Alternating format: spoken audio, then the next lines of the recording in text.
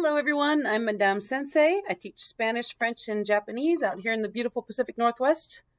Welcome back, I hope. I'm still talking about GLAD techniques, guided language acquisition development. Last time I talked about the graphic organizer input chart, and this time I'm going to talk about its sister, the pictorial input chart, sometimes abbreviated to PIC. And this is part one because I don't want my videos to be too long, so I'll chop it up when I have a lot of stuff to say. So remember, again, recapping, techniques of GLAD are all about you start with a process grid. Before the students come in the room, you've written your process grid. And then when the students come in, you take it apart in front of them.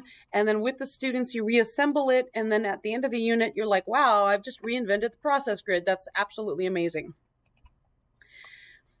The pictorial input chart is this top line of the process grid. Last time we talked about the GOIC being the left-hand side. The pictorial input chart is the top. And again, I changed my process grid from being a process grid really into a skill grid. So on the left side, I have terms or places or people or whatever I want the students to learn. And on the top, I have skills that I want them to work on. All right, so again, this is a picture from GLAD's Give Me 5 training video. And any elementary GLAD school classroom has butcher paper strewn all over the walls, taped up on the walls.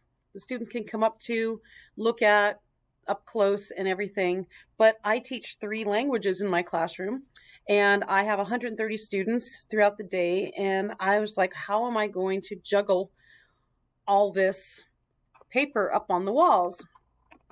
And also, I don't want to have to reinvent the wheel every class. I want to, draw something, hang it up, and then quickly take it down for the next class and put it back up for the next one. And it just gets too crazy. All right. So again, this is my classroom. I've got stuff everywhere. I've got my projector screens with conjugations written on them, and I can roll this up when I don't need it. And I've got whiteboards behind it, and I've got hanging things with whatever we need to manipulate, and then I can take it down and I've got whiteboards behind it. So every wall is doing double duty already. When I initially tried this technique with the GOICs and the pictorial input charts, oh my God, it was so crazy because I don't want another class. I don't want my second French 1 class of the day to come in and see it already done. All the cognitive heavy load has already been lifted for them. No, I wanted to start over from scratch. And so after each class, I would take it down and I'd roll it up and I'd try to label the outside and put a rubber band around it, and the rubber band would snap. And then I'd get another fresh sheet out and we'd do that. And then I'd roll that up. And then, the next day I'm like, oh, where was period 3? I can't find period 3. It was just too crazy. By the end of the day, I was exhausted and there were just papers strewn everywhere. So I sat down really hard and I thought about this. And then the next thing I want to talk about is I was in a class, not about GLAD, but about sketchnoting. And the demonstrator was really amazing. I mean, not only good at sketchnoting, but just excellent teacher, absolutely wonderful.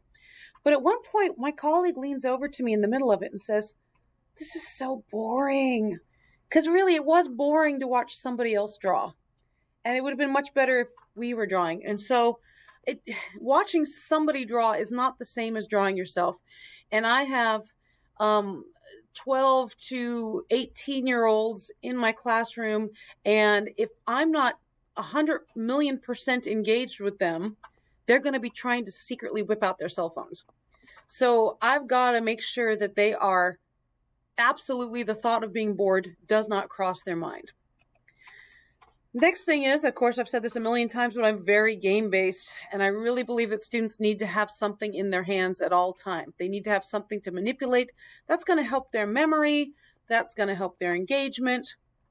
And so taking those 2 things together, I ran down to the workroom and I grabbed 11 by 17 paper. And I could have taken a normal 11 by 8, but that's boring. I want to do something different and memorable. So I grabbed 11 by 17 paper and I took out all my colored markers and colored pencils that I buy every year with my classroom funds because we do a lot of drawing. All right, so it's going to be something really special for the students. So the GLAD technique, which is really quite brilliant, is before your elementary school students come into the room, you've already taken out your butcher paper and you've drawn on it very, very lightly in pencil. So lightly that the students sitting even in the first row can't see it. And then while you're talking to them, you've got your Sharpie pen in your hand and you are going over the very light pencil drawings that you've got. So every picture you come up with is perfect. Absolutely beautiful. It's a great technique. I've seen masters in action doing it, even people who aren't very good at it. It looks really impressive, okay? But I'm not putting up papers in front of the students, and I've got 6 classes a day, and it's too much. So, thinking about it, I decided I had 2 choices. I could either use my whiteboard and draw on my whiteboard, and obviously I wasn't going to have a sketch, a pencil sketch on it, so I just have to draw really well. Ha ha ha, wait till you see me draw. If I used the whiteboard, then I would have grabbed my cards to label it with, okay? So we'll talk about that in a minute. But just keep that in mind. I would have taken cards and I would have put painter's tape looped on the back so that I could label things quickly or have the students label them, which is another part of the pictorial input chart, okay? But I also have a touchscreen TV that I use an awful lot. I'm using it right now, as a matter of fact. Love my touchscreen TV, and I decided I'm going to go with that instead. So the next question I had is, well, do I do the tracing beforehand?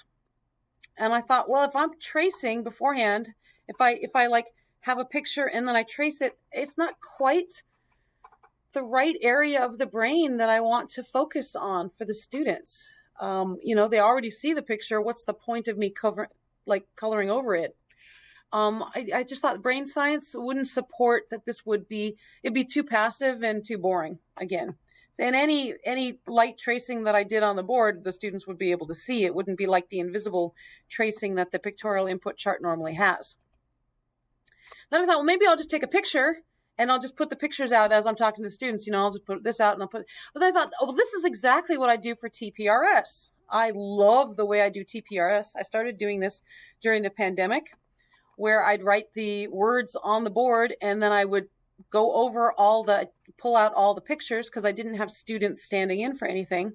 And then I'd have the students shout out the one that they want to use, and then I'd write it in the thing. But we already do that for TPRS, and I want the pictorial input chart to feel different. So no for this.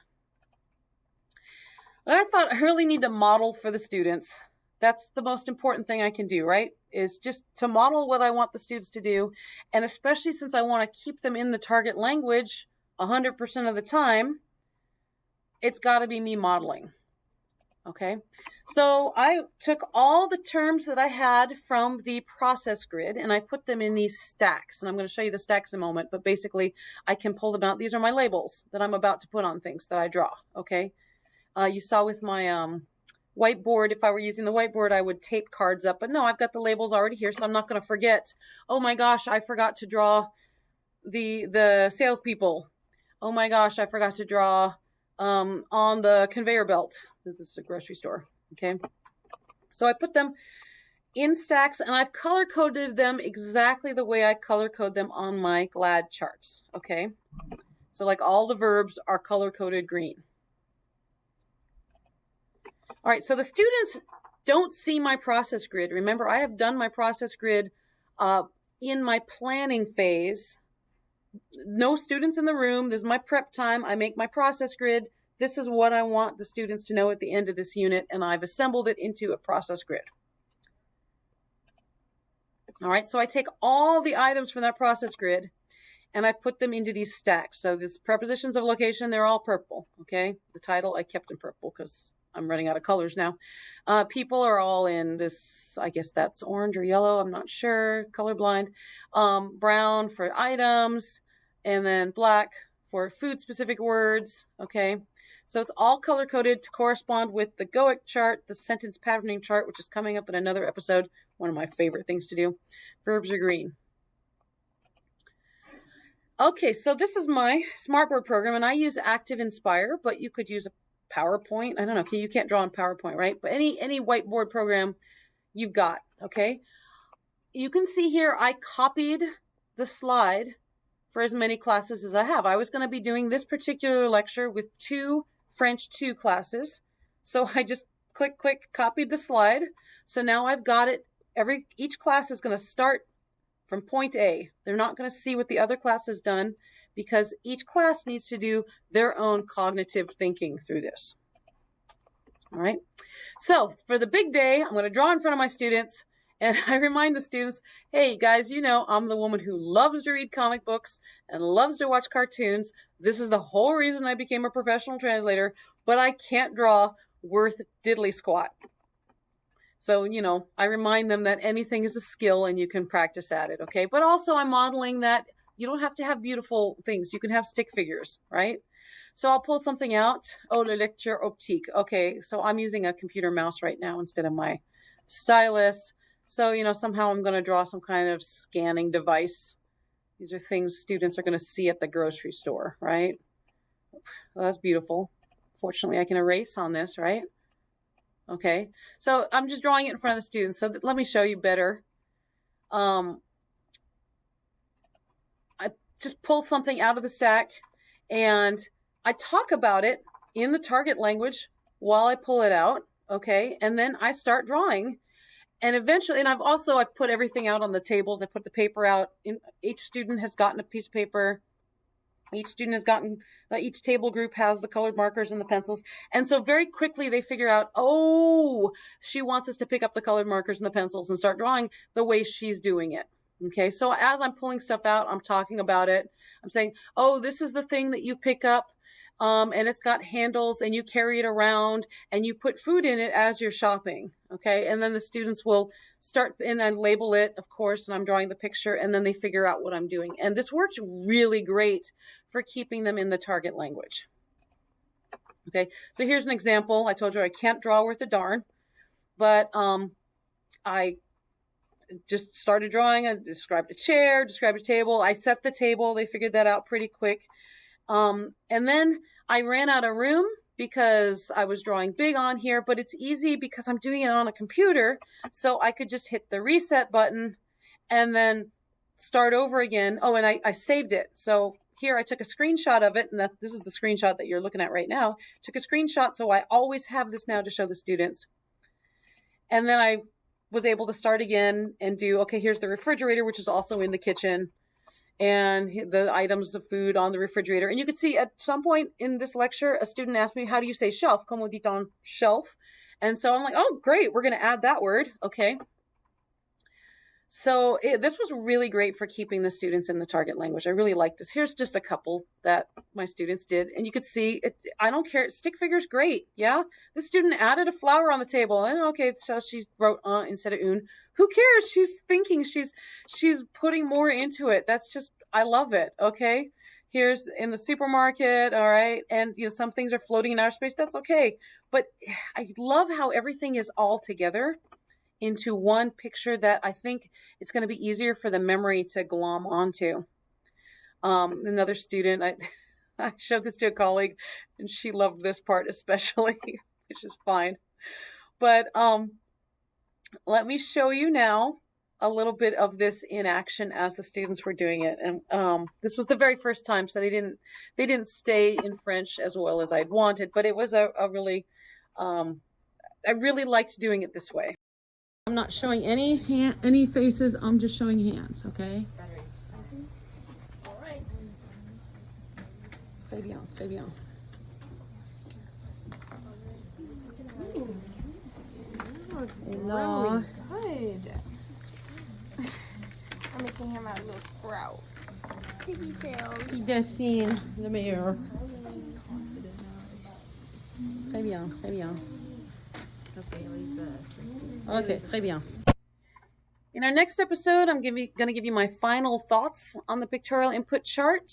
There was too much for one video, and I'm trying to keep my videos short for you. So tune into that. And then if you want to see a written description of this, check out my website, studio-nemo.com. Also, you can find me on the Duolingo Educators Network, and I'll brainstorm with you.